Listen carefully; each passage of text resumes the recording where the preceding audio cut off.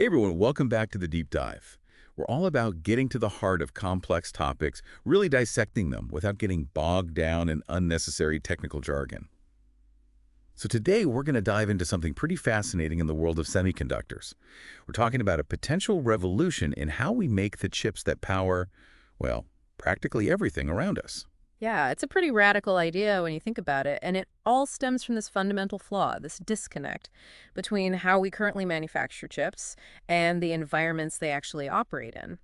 We've been digging into some really compelling research, and it makes you question some long-held practices in the industry, that's for sure. Okay, so let's set the stage here for our listeners. For decades, we've been building these incredibly intricate chips at essentially room temperature.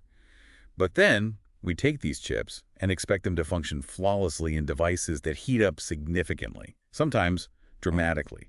What's the core problem that this deep dive is going to unpack? It's this mismatch, this huge temperature gap between the pristine, climate-controlled rooms where chips are born and the often scorching hot conditions they have to endure out in the wild. Think about your smartphone getting warm in your hand or the processors inside a data center running at over 100 degrees Celsius. That's a heck of a temperature swing. Yeah, that's a really extreme shift. So we're basically building these delicate structures in a stable, cool environment and then tossing them into a furnace. Kind of a recipe for disaster, right? What kind of immediate consequences does this thermal shock have on a chip's performance and lifespan? Well, you got to remember, different materials expand at different rates when they heat up. And inside a chip, you have all sorts of materials sandwiched together, right? So this uneven expansion creates internal stresses, like a bunch of microscopic tug-of-war battles happening constantly.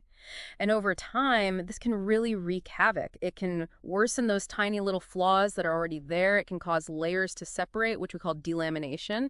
And it can also speed up the degradation of those metal wires that carry electricity, a process known as electromigration.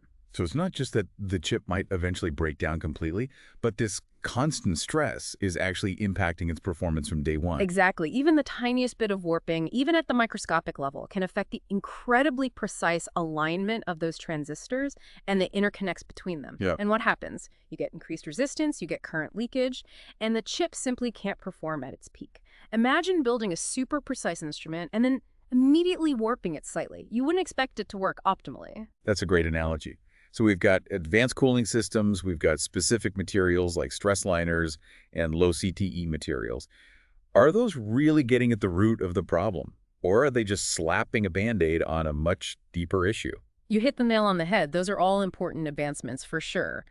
But they're mostly addressing the symptoms, not the underlying cause. They're like high-tech bandages trying to manage the heat and its effects. But they don't fundamentally solve that initial temperature mismatch from the get-go. Okay, so the core problem is building chips in a cool environment when they're destined to work in a hot one. So what's the big idea? How do we embrace the heat, so to speak, when it comes to chip manufacturing? Well, the concept is called high-temperature fabrication, and the basic idea is to manufacture those chips in an environment that's already heated, significantly heated, to a temperature much closer to what the chip will experience during operation. So, for something like a smartphone chip, that could be 60 to 100 degrees Celsius. For something more power-hungry, like a server chip or a graphics card, it could be even higher. So are we talking about building a giant oven out of the entire chip fabrication facility? Because that sounds a little intense. Not quite a giant oven. It's more about creating these really carefully controlled heated chambers. And that's where all the crucial steps of chip manufacturing would happen. Depositing the materials, etching away the unnecessary parts, even that super precise lithography process, all done at elevated temperatures. Okay, so I'm picturing these specialized heated chambers where the magic happens. Now, what happens once the chip is built in this hotter environment?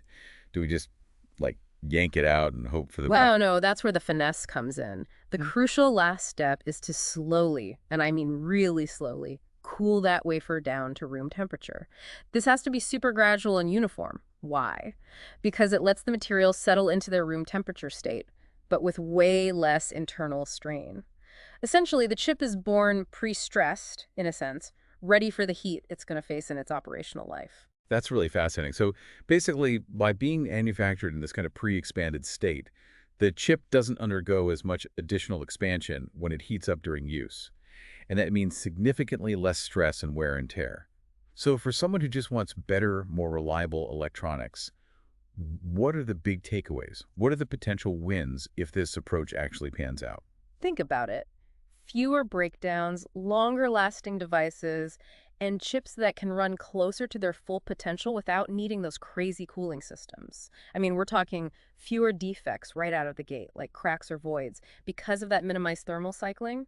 We're talking potentially longer lifespan because the chip's already pre-stressed to those operating temperatures. And we're talking better performance because the transistors and interconnects can maintain their precise alignment even under heat. Okay, so fewer defects, longer life, better performance, and maybe even less need for those bulky cooling systems. That all sounds incredibly promising. But as you said, building something this complex under such different conditions, well, it's not going to be a walk in the park, right? So let's dig into some of the challenges that this approach might face.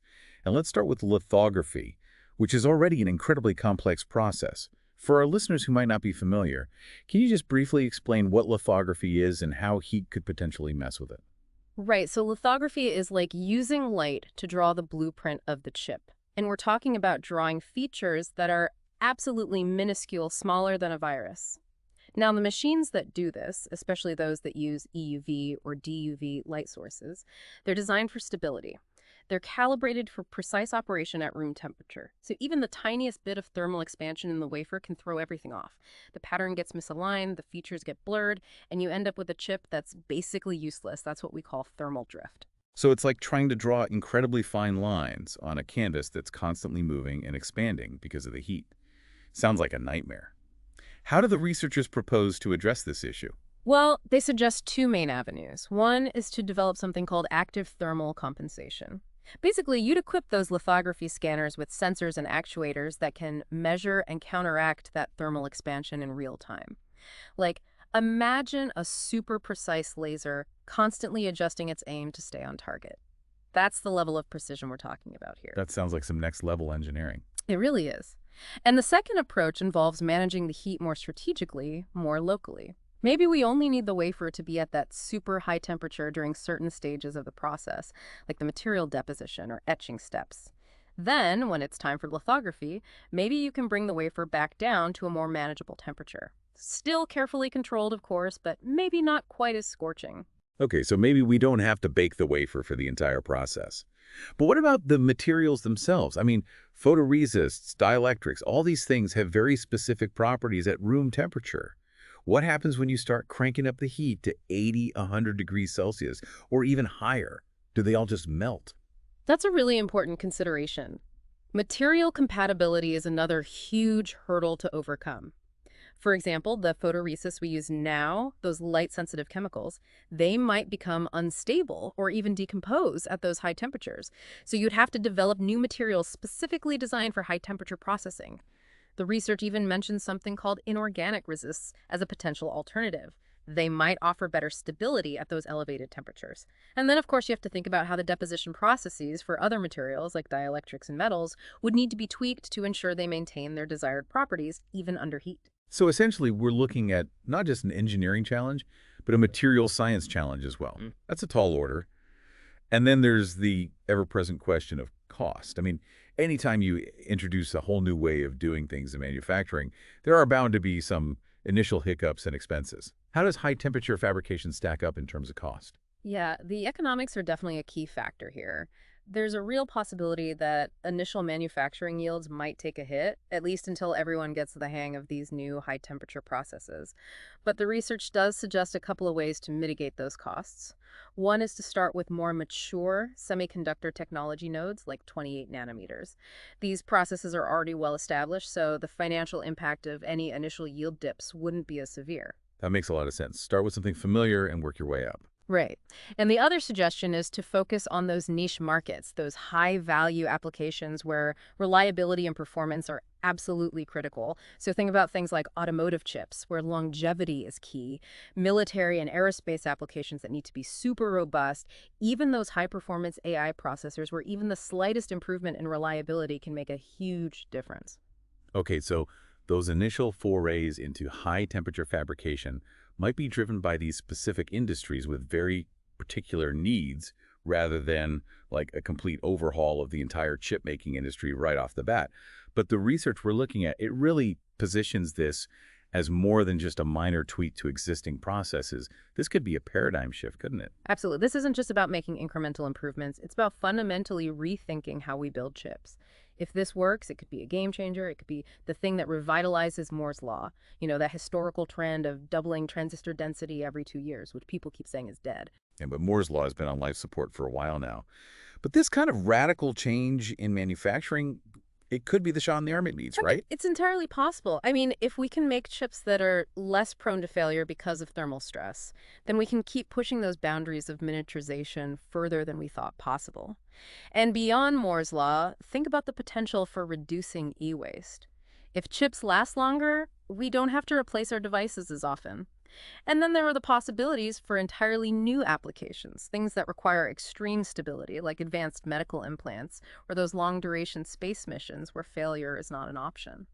That's amazing. So it's not just about making our smartphones a bit more durable. This could unlock whole new frontiers in technology. It really highlights that initial paradox, building these incredibly heat-sensitive devices in a cool, clean room when they're ultimately destined for a world that's anything but cool and pristine. It's quite ironic, isn't it? And that's really the takeaway message from all of this research we've been digging into. We're designing chips for an environment that doesn't really reflect their real-world operating conditions.